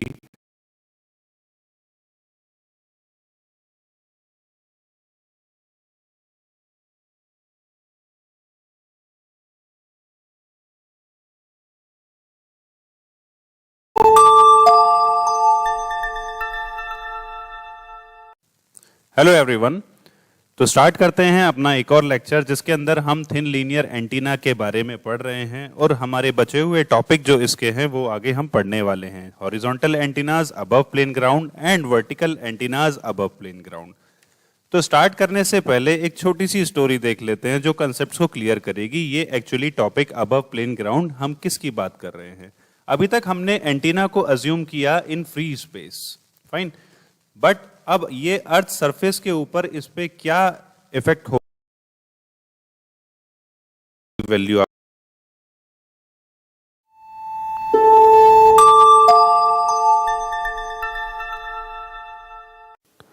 हाय एवरीवन। तो स्टार्ट करते हैं थिन लीनियर एंटीना का नेक्स्ट पार्ट, जिसके अंदर array of two driven lambda by two elements, या फिर मैं कहूं एंटीना। तो ये दोनों ही बातें एक ही हैं, so don't make any confusions in this thing. यहाँ पर दो अलग अलग केसेस आते हैं जिसको हम बोलते हैं ब्रॉड साइड केस और एंड फायर केस। इसके अंदर फील्ड पैटर्न्स हमें पढ़ना है, ड्राइविंग पॉइंट इंपीडेंस हमें पढ़ना है और गेन पढ़ना है। तीनों के लिए अलग अलग हमें इक्वेशंस को ड्राइव करना है, और ऐसा ही एंड फायर के साथ। और साथ ही साथ यहाँ पर दो केसेस आएंगे, हॉरिजॉन्टल और वर्टिकल पैटर्न्स। ये क्या हैं ये भी हम डिस्कस करेंगे। थोड़ी इक्वेशंस को याद रखने में प्रॉब्लम हो सकती है, कहीं कहीं मैं शॉर्टकट लेकर आया हूं सो दैट आप डेरिवेशंस को इजीली ले सकें, लिख सकें, अगर रिटन पेपर है, और एमसीक्यूज के लिए आप उसको याद रख सकें। अब एरेज की बात करें, यहां अज्यूम किया गया कि दो हमारे एंटीना हैं जिनकी लेंथ लैम्डा बाय 2 है, क्योंकि हम लैम्डा बाय 2 एलिमेंट्स की बात करते हैं। तो कुछ थ्योरीज की बात करें तो यहाँ सुपरपोजिशन से हम कैलकुलेशन करते हैं फील्ड की, और जो ये हमारे डिफरेंट डिफरेंट लेंथ्स अगर हम लें या डिफरेंट डिफरेंट एरेज हम अगर लें तो उनको हम अपर्चर बोलते हैं। दैट मीन्स अगर इस एंटीना की बात करें तो ये अपर्चर इंक्रीज हो गया, तो डिफरेंट अपर्चर्स कहें, different type of antenna, helical antenna, horn antennas, these are the different apertures, and a part of that this is one of its kind. तो यहाँ पर हमने दो एंटीना लिए जिनकी लेंथ लैम्डा बाय 2 हमने अज्यूम की, जिनके बीच में डिस्टेंस d है। तो एक मेरा ये एंटीना और दूसरा एंटीना जो कि थिन वायर एंटीना है। तो कंसेप्ट हम सारे वही लेंगे, h फाई और e थीटा की वैल्यू हम वहीं से ही ले लेंगे। यहाँ पर दो केसेस आते हैं, ब्रॉड साइड और end fire. Broadside case का मतलब है कि यहाँ करंट जो दी जाती है दोनों एलिमेंट्स के अंदर वो सेम फेज में रहती है, जबकि एंड फायर केस के अंदर हमारी करंट अपोजिट फेज या कहें आउट ऑफ फेज रहती है। तो ये तरीका हो गया याद रखने का कि एंड फायर और ब्रॉड साइड में क्या डिफरेंस है। दूसरा डिफरेंस ये है कि मेजर लोब रेडिएशंस, मतलब यहाँ पर जो रेडिएशंस है वहां मेजर लोब के अंदर ही हम अज्यूम करते हैं या मिलती है हम ये कहें, जबकि एंड फायर केस के अंदर ब्रॉड साइड कोई रेडिएशन नहीं होती। दैट मीन्स यहां नंबर ऑफ लोब्स हो सकते हैं, यहां पर कम होते हैं एंड फायर केस के करस्पॉन्डिंगली। तो अब कोऑर्डिनेट सिस्टम के करस्पॉन्डिंगली हम अज्यूम करते हैं मेरे पास दो एंटीनास हैं, एक एंटीना ये वाला और एक एंटीना ये वाला, जो z एक्सिस के अलोंग रखे हुए हैं। दोनों के बीच में सेपरेशन d है। सेंटर हमने यहाँ ओरिजिन को मान लिया। अब यहाँ इसको अज्यूम करना पड़ेगा, ये एक 3D फिगर है, फाइन। तो मैं यहाँ बताने वाला हूँ वर्टिकल और हॉरिजॉन्टल फील्ड की जब बात करी वो क्या चीज है एग्जैक्टली। तो यहाँ पर कुछ इस तरीके की फील्ड भी होंगी जो वर्टिकली होंगी। तो ये तो हो गया हमारा वर्टिकल करस्पॉन्डिंगली, तो और साथ ही साथ कुछ ऐसे हॉरिजॉन्टल। तो मैंने कुछ शेप्स के आप 3D पैटर्न में अज्यूम करके आप इसको समझ पाएंगे। मैंने यहाँ पर डायग्राम एक अच्छा सा बनाया है। तो यहाँ पर देखें कि ये हो गया हमारा वर्टिकल, और सिमिलरली अगर मैं ये चीज देखूं तो ये मेरे हो गए हॉरिजॉन्टल। तो ये डिफरेंट डिफरेंट फील्ड निकालें और फील्ड को निकालकर वेक्टर एडिशन कर दें तो सुपरपोजिशन के करस्पॉन्डिंगली हमारी एग्जैक्ट फील्ड निकलकर आ जाएगी। सो दोनों ही केस के अंदर, ब्रॉड साइड कहें या एंड फायर कहें, दोनों के अंदर वर्टिकल और हॉरिजॉन्टल हम निकालने वाले हैं। तो हॉरिजॉन्टल के लिए शुरू करते हैं। मैंने जैसे बताया कि कुछ फॉर्मूलाज हमें पुराने अज्यूम करने होंगे, तो आप उसका ध्यान रखिएगा। अब जब भी हॉरिजॉन्टल की बात करें तो हॉरिजॉन्टल सरफेस में एंगल आएगा फाई का। तो ये आपको ध्यान रखना है, फाई चेंज हो रहा है यहाँ पर, फाइन। तो हॉरिजॉन्टल के केस में फाई चेंज हो रहा है, दैट मीन्स हम ये सेंटर माने, ये पोल इस तरीके से, ये जो एंगल रोटेट कर रहा है ये फाई के करस्पॉन्डिंगली, और वर्टिकल में कुछ इस तरह से वो होगा मेरा थीटा। तो जब भी हम हॉरिजॉन्टल की बात करेंगे तो हम फाई कैलकुलेट करेंगे। तो यहाँ इंस्टेंटेनियस इलेक्ट्रिक फील्ड जो हमने ली वो पिछले हमारे इक्वेशन से ले ली, जहां पर d की value 2 pi by lambda cos phi है। अब यहाँ पर मल्टीप्लिकेशन अप्लाई करें तो सिंपली यहाँ पर ट्वाइस कर दिया गया, जो इंस्टेंटेनियस वैल्यू आएगी वो 2EI आएगी और उसके करस्पॉन्डिंगली बस यहाँ पर 2 से मल्टीप्लिकेशन कर दी। अब इस फॉर्मूले के correspondingly E equals to KI, इस फॉर्मूले से हमने यहाँ पुट किया तो यहाँ 2KI1 आ गया। इसको हम बोलते हैं horizontal plane pattern of absolute field. अब आप फाई की वैल्यू अगर देखें, जब 90 डिग्री होगी तब ई फाई मेरा मैक्सिमम होगा, तो ये बात हमें ध्यान रखनी है। तो मैक्सिमम रेडिएशन हमें कब मिलेगी इंटेंसिटी, जब फाई की वैल्यू 90 डिग्री होगी। सिमिलरली वर्टिकल की बात करें तो हम ई थीटा को कैलकुलेट करेंगे, जिसकी वैल्यू ये निकल कर आएगी। अब दो फॉर्मूले हमारे निकल कर आए हैं जो याद रखने होंगे, E phi this one and E theta this one.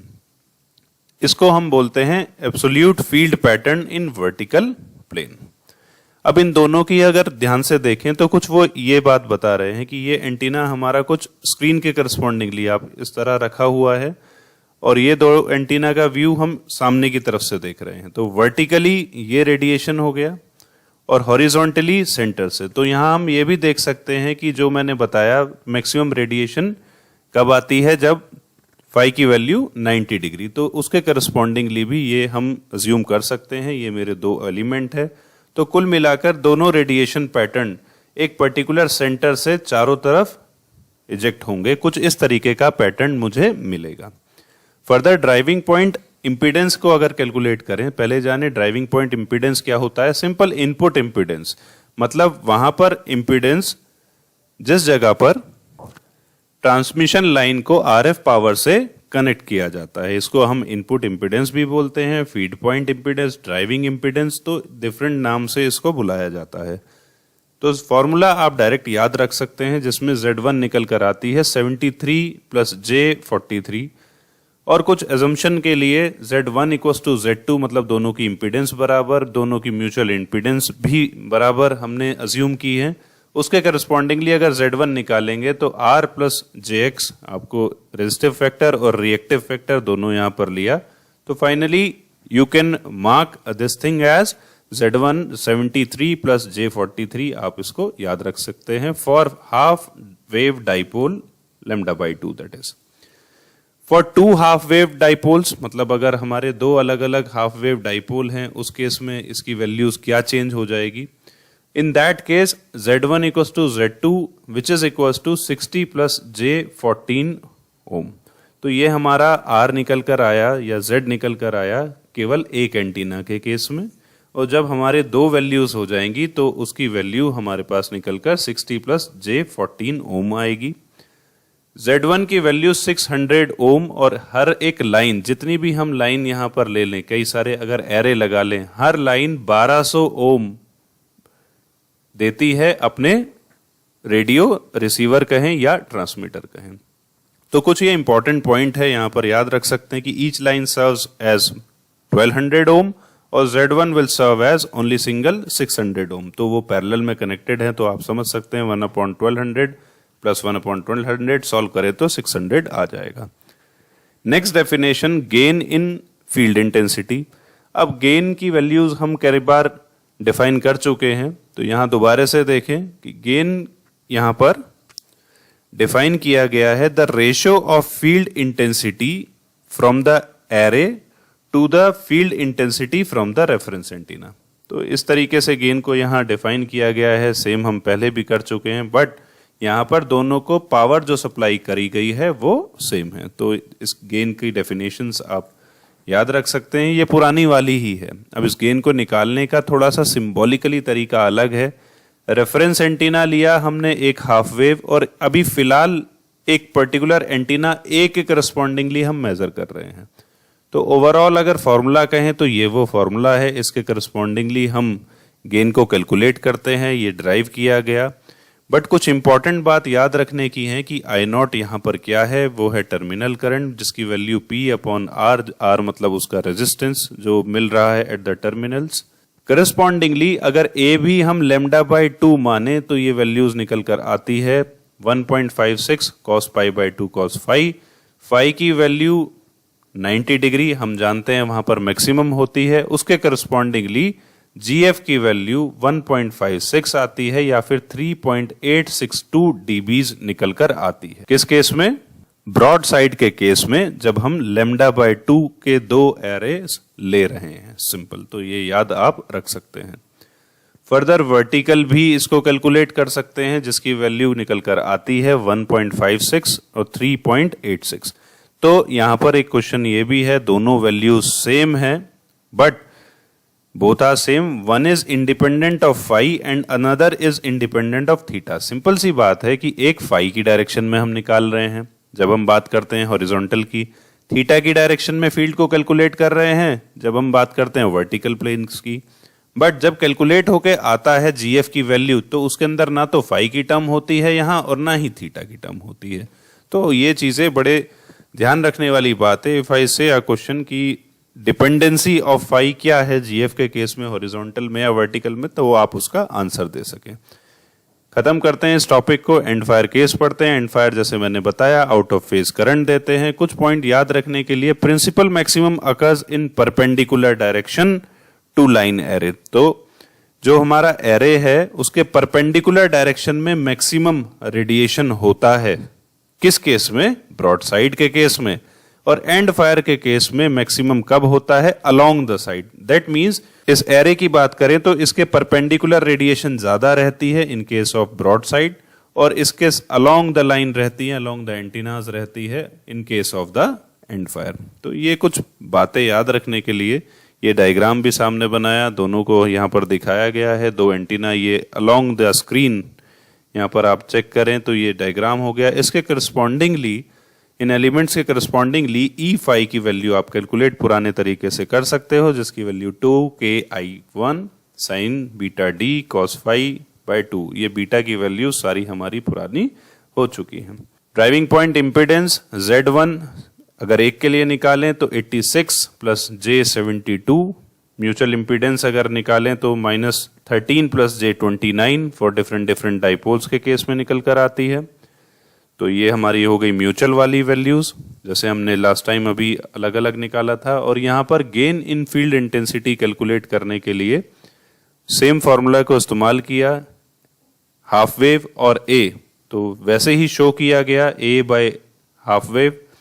अब ए भी अगर हाफ वेव हो जाएगा तो उसकी वैल्यूज हम पुट कर सकते हैं। उस केस के अंदर निकल कर आती है 1.30 या फिर कहें 2.3 डीबीज, और वर्टिकली इट इज डिफरेंट 4.4 डीबीज। तो ये क्वेश्चंस हैं, बन सकते हैं, आप इन वैल्यूज को याद रख सकते हैं।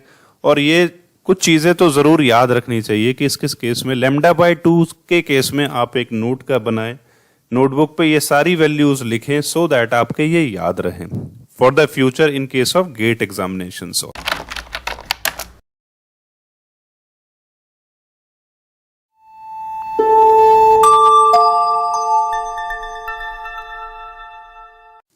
हाय ऑल, तो बिना टाइम को वेस्ट करे स्टार्ट करते हैं यागी उडा एंटीना। अभी तक इस यूनिट के अंदर हमने दो टॉपिक पढ़ लिए हैं, वो हैं short electric dipole, linear antenna. अब बारी है हमारी यागी उडा एंटीना के बारे में।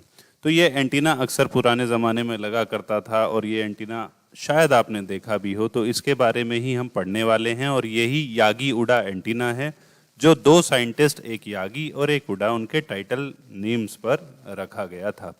अब इसी पर्टिकुलर स्लाइड के अंदर ही इस पर्टिकुलर टॉपिक को हम खत्म कर लेते हैं, कंसेप्ट्स को जान लेते हैं कि एक्चुअली हम क्या चीज़ पढ़ने वाले हैं टेक्निकली। तो अभी सारी बातें आएंगी फर्दर स्लाइड्स में। तो अभी तक आपने पढ़ा एक डाइपोल के बारे में, सिंगल डाइपोल एंटीना, उसके बाद आपने शॉर्ट डाइपोल एंटीना के बारे में पढ़ा। फाइनली आपने एरे, एरे के बाद आपने वर्टिकल और हॉरिजॉन्टल, अगर उसे अर्थ सरफेस के करस्पॉन्डिंगली रखते हैं तो हम कैसे निकालेंगे। अब ये सारी चीजें हम पढ़ चुके हैं। अब ऐसा ही कुछ समझे कि एक एरे एंटीना हमारा अबव द प्लेन ग्राउंड रखा हुआ है, वही सारी चीजें आएंगी। अब इस एरे को हम क्या कर सकते हैं, लॉन्ग एरे भी हो सकता है, तो वो लॉन्ग वायर बन गया। इसको हम फोल्ड कर दें, that is called the folded dipole. तो ये सारी चीजें अब आगे लेक्चर में भी आने वाली हैं। तो इस तरीके की सीक्वेंस है हमारे इस पर्टिकुलर यूनिट की। अब यहाँ पर इस एंटीना के अंदर जो स्ट्रिप्स आप देख रहे हैं, 1 2 3 4 5, एक्चुअली बेसिक एंटीना की अगर हम बात करें तो अभी इसकी हम नहीं बात करते हैं। वहाँ पर 3 स्ट्रिप्स होती हैं, एक सबसे बड़ी, फिर उससे छोटी और एक उससे छोटी। अब डिज़ाइन और ये क्या चीज़ है जानते हैं। जो बीच वाले पर्टिकुलर स्ट्रिप है, इस एंटीना को हम एक्टिव एलिमेंट बोलते हैं। इसी के अंदर ही हम पावर को सप्लाई करते हैं। उसके बाद आगे वाली स्ट्रिप को हम डायरेक्टर बोलते हैं और पीछे वाली स्ट्रिप को हम रिफ्लेक्टर बोलते हैं। ये रिफ्लेक्ट करने के काम आती है रेडिएशंस को, और आगे वाली डायरेक्ट करती है। तो कुछ इस तरीके से हम समझ लेते हैं, ये हमारा एंटीना, तो एक्चुअली जो रेडिएशन है वो सामने की तरफ डायरेक्ट होंगी, पीछे वाली रिफ्लेक्ट होके भी इसी के अंदर मर्ज हो जाएंगी, जिस वजह से ये एंटीना को हम हाईली डायरेक्टिव एंटीना और हाई गेन एंटीना के नाम से भी जानते हैं।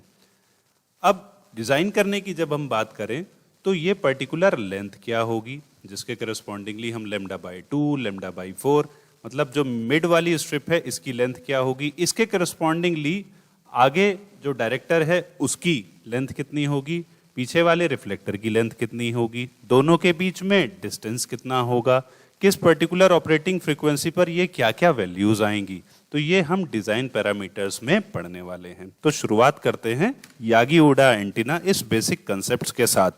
इस एंटीना को हम हाई गेन एंटीना भी बोलते हैं, जैसा मैंने बताया। इसके 3 अलग अलग पार्ट होते हैं, जिसके अंदर ड्रिवन एलिमेंट और पैरासिटिक एलिमेंट्स। पैरासिटिक एलिमेंट 2, एक डायरेक्टर एक रिफ्लेक्टर।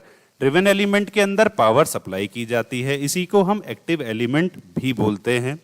तो इसी से ही पर्टिकुलर हम ट्रांसमिशन का काम करते हैं। पैरासिटिक एलिमेंट, पैसिव एलिमेंट कहें, ये हमारे डायरेक्टर और रिफ्लेक्टर दोनों के काम आते हैं। इसके अंदर हम पावर तो नहीं प्रोड्यूस करते, कोई अप्लाई भी नहीं करते, बट इसके अंदर because of the EM principles, active elements की वजह से कुछ करंट आ जाता है।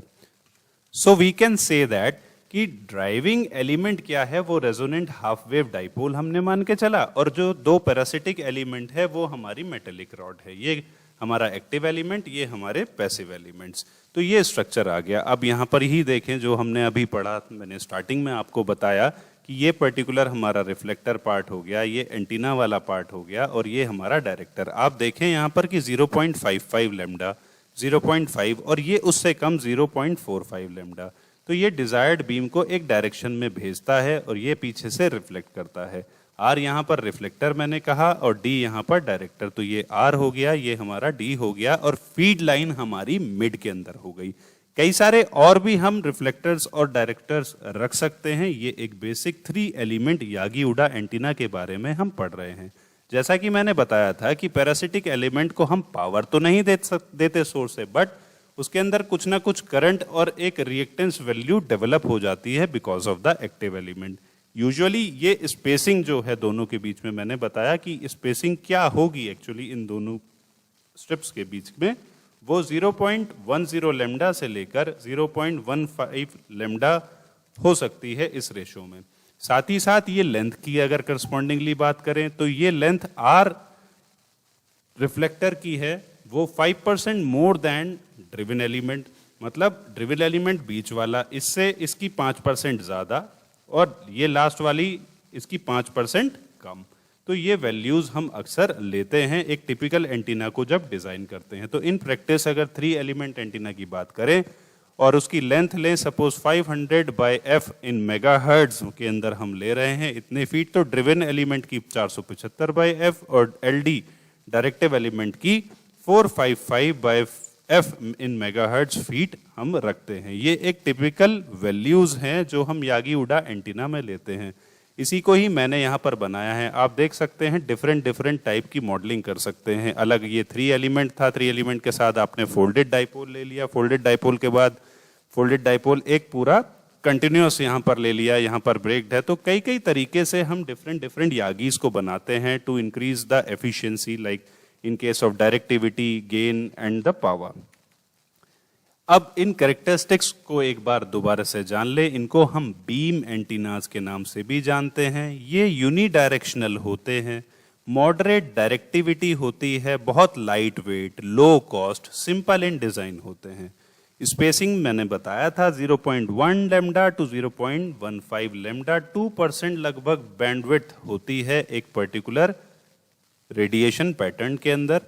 गेन 8 डीबी तक हो सकता है, फ्रंट टू बैक रेशो इसकी 20 डीबी तक हो सकती है। यूनिफॉर्म डिस्ट्रीब्यूशन ऑफ फील्ड होता है, सुपर डायरेक्टिव और हाई डायरेक्टिव गेन एंटीनास के नाम से भी इसको जाना जाता है। फॉर लार्जर गेन हम ज्यादा से ज्यादा एलिमेंट्स को इस्तेमाल कर सकते हैं।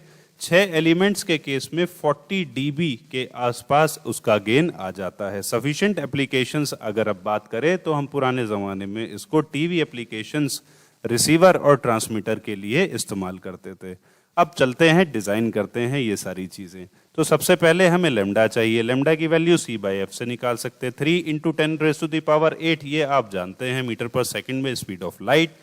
f इन मेगाहर्ट्ज, तो f मेगाहर्ट्ज के लिए 10⁻6 कर लीजिए तो 6 और यहाँ 2 बच गया तो ये होगी 300/f।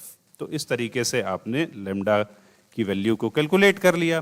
अब फर्दर एक प्रिंसिपल और यहाँ पर आता है, वो ये कि जो हम लेंथ लेते हैं एक्चुअली उस लेंथ का कुछ पर्टिकुलर पार्ट हमारा खाली रह जाता है। हम मानते हैं कि यहाँ पर क्या है कि इलेक्ट्रॉन हमारा डाइपोल के अंदर रिफ्लेक्ट होके पहले ही वापसी आ जा रहा है, जिससे क्या होगा कि एंड पॉइंट लॉसेस वहां पर कम हो जाते हैं। ये पर्टिकुलर वैल्यू पूरी लेंथ के 5% के आसपास होती है। दोनों को अगर मिलाएं तो अगर ये हमारा टोटल 100 का है तो ये कह सकते हैं कि 5 यूनिट डिस्टेंस जो है वो हमारे एंड पॉइंट के लिए छोड़ दिए गए हैं।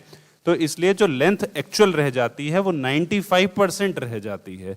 तो अब हम कंप्यूट करेंगे, तो अब कैसे कर सकते हैं? फॉर द हिंट मैंने यहाँ पर लिखा है कि 0.5 से आप उसको मल्टीप्लाई कर दें। एक वैल्यू यहाँ पर आ गई जो हमने λ/2 केस में अगर बात करें, λ/2 डाइपोल तो 300 आया था ना हमारा, 300/2 150 हो गया। 0.95 से मल्टीप्लाई करिए, divided by f in megahertz.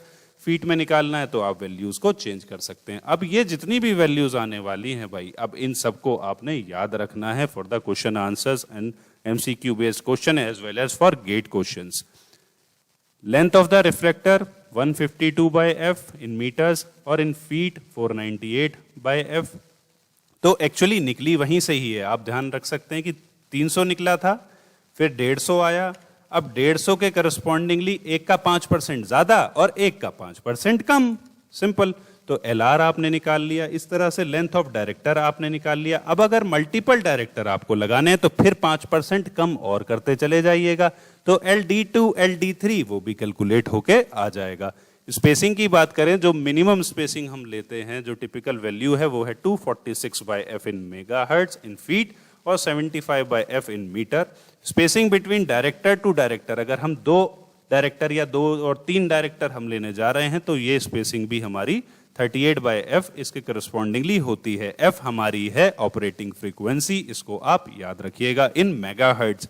Spacing between director to dipole तो 40/f megahertz.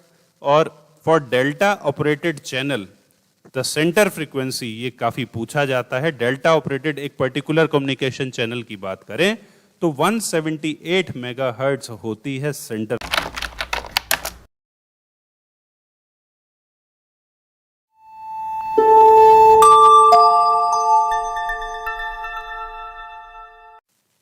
So this lecture is the last lecture of the unit 4. जिस लेक्चर के अंदर हम पढ़ने वाले हैं लॉन्ग वायर एंटीना और फोल्डेड डाइपोल एंटीना के बारे में। ये सारे टॉपिक हैं हमारे इस यूनिट के जो हम कवर कर चुके हैं, और ये दोनों टॉपिक बहुत ही आसान जिसको हम कवर करने जा रहे हैं। तो इस टॉपिक में आप ये समझें कि Yagi Uda antenna as well as ये दोनों हमारे टाइप के एंटीना काफ़ी आसान रहे हैं जो पिछले लेक्चर में पढ़ा और जो हम अब पढ़ने जा रहे हैं। अब इस कंसेप्ट को इस नॉर्मल सी एक स्टोरी से हम समझते हैं और इसमें आगे बढ़ते हैं। हमने स्टार्टिंग में पढ़ा एक डाइपोल के बारे में। ये मैं पहले भी आपको अभी बता चुका हूँ पिछले लेक्चर के अंदर, फिर से बता रहा हूँ क्योंकि सारी चीज़ें कनेक्टेड हैं। उसके बाद आपने पढ़ा शॉर्ट डाइपोल के बारे में, इसके बाद लीनियर एंटीना के बारे में, एंड फाइनली इसको हमने यूज़ किया लीनियर एंटीना को यागी एंटीनास के अंदर। यागी उडा एंटीना को हम यागीज के नाम से भी जानते हैं, ध्यान रखिएगा।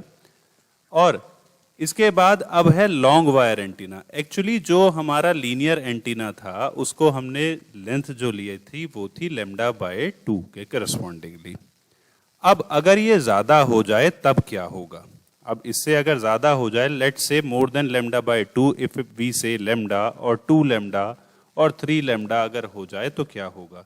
तो मैं आपको ये डायग्राम याद दिला दूं, जिस डायग्राम के अंदर मैंने इसी चीज के बारे में बताया था जब लीनियर एंटीना हमने पढ़ा था। इसके अंदर आपने देखा ये λ/2 का केस था और ये चलते चलते 2 लैम्डा। दैट मीन्स एक पर्टिकुलर वायर के अंदर जो करंट का डिस्ट्रीब्यूशन है, यहां देखें 2 साइकिल्स आ गई हैं। तो अगर यहां पर मल्टीपल साइकिल्स आ रही हैं, दैट मीन्स उसकी length 2 lambda, 3 lambda and so on, कुछ इस तरीके का करंट एंड वोल्टेज डिस्ट्रीब्यूशन रहेगा। और इसके अपोजिट हमारा लगभग वोल्टेज डिस्ट्रीब्यूशन रहता है। अब इसी चीज को आगे हम पढ़ते हैं, स्टार्ट करते हैं लॉन्ग वायर एंटीना। एंटीना जिसकी लेंथ λ/2 से ज्यादा हो, ये मल्टीपल्स ऑफ λ/2 हम लेते हैं। कुछ ये बहुत से टाइप के होते हैं, जैसे V, inverted B, rhombic, B average, curtain, single horizontal and wire antennas. तो ये अलग अलग टाइप के कुछ लॉन्ग वायर एंटीनास भी होते हैं। क्योंकि इसके अंदर मल्टीपल हार्मोनिक्स होती हैं, इसलिए इसको हम हार्मोनिक एंटीना के नाम से भी जानते हैं, ध्यान रखिएगा। इस पर्टिकुलर एंटीना के अंदर हॉरिजॉन्टल पोलराइजेशन वेव्स होती हैं, जिसका एंगल 17 डिग्री टू 24 डिग्री तक रहता है relative to the earth surface.